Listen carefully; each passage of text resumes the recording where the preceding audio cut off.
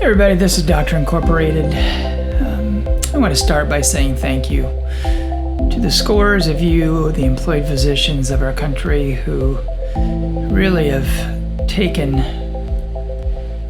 healthcare and put it on your back and have really carried us over these many months that have been quite challenging in this country when it comes to healthcare.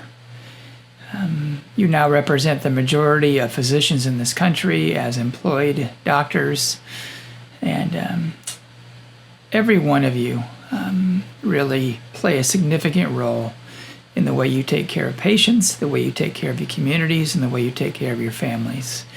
And I want to thank you for that hard work and for that service that you've dedicated yourself to in the world of medicine.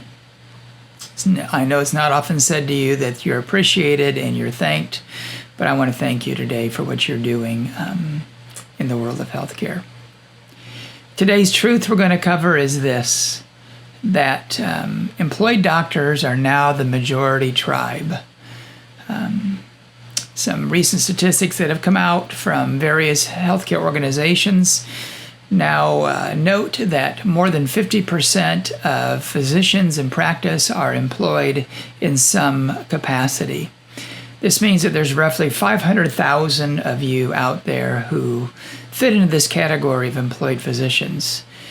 It's such a massive and growing group, and it's only going to continue to grow over the next many years, as we know from the statistics from Medscape and others that note that 91% of graduating residents are choosing employment as their preferred practice arrangement over independent practice or contracted care. And so the large number of us who are doing this are only going to continue to grow in numbers. I find it very interesting to think about this in my own life, as I've been employed now for over 25 years as a primary care doctor. It's a choice that I made early on because of its simplicity, and one that I've continued to make due to its simplicity. As I've shared at other times, I've now converted to what's called an employee light contract, which is a bit of a nuance to the standard or traditional employment contract, but still maintains a lot of the more common elements associated with employment.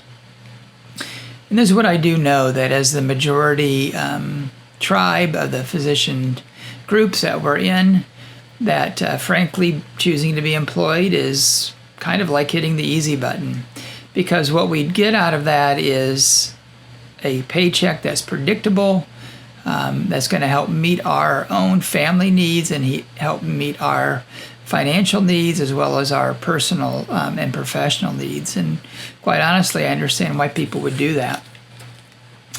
But I've asked myself recently, why are doctors continuing to do this? Because what I also know is that employment does increase the risk of burnout, does increase the risk of provider dissatisfaction for us as doctors.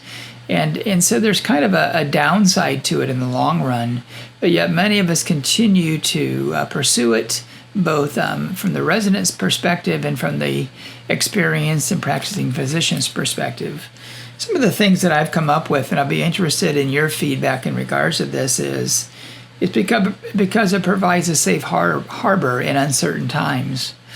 I certainly recognize that today's world of healthcare seems very corporately driven, out of our control, very complex, and really uncertain in terms of its direction, in terms of how it will play out in our country. And really choosing to sign up as an employed doctor really provides the safe harbor that allows us to really continue to simply practice medicine and get paid a fair market value contract and pay in regards to that.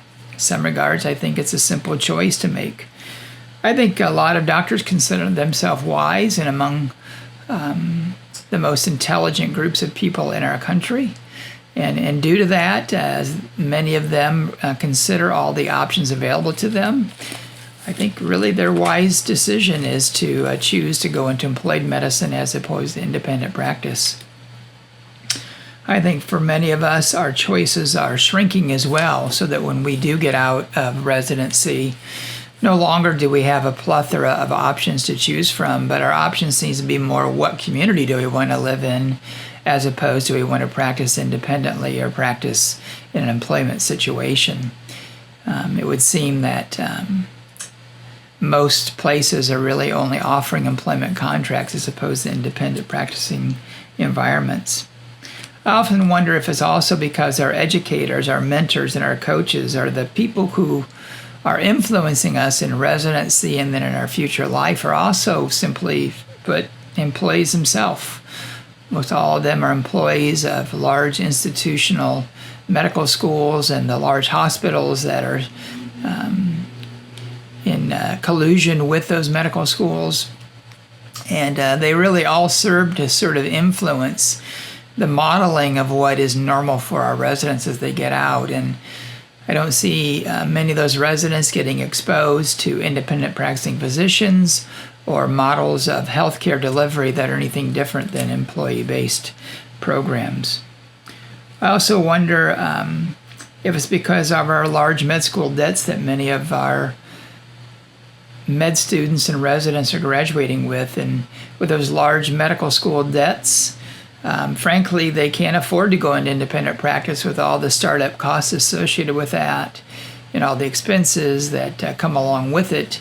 They really are somewhat shoehorned into choosing to start in a practice situation in which they get a guaranteed check and a guaranteed income that allows them to begin to pay down their loans right from the get-go.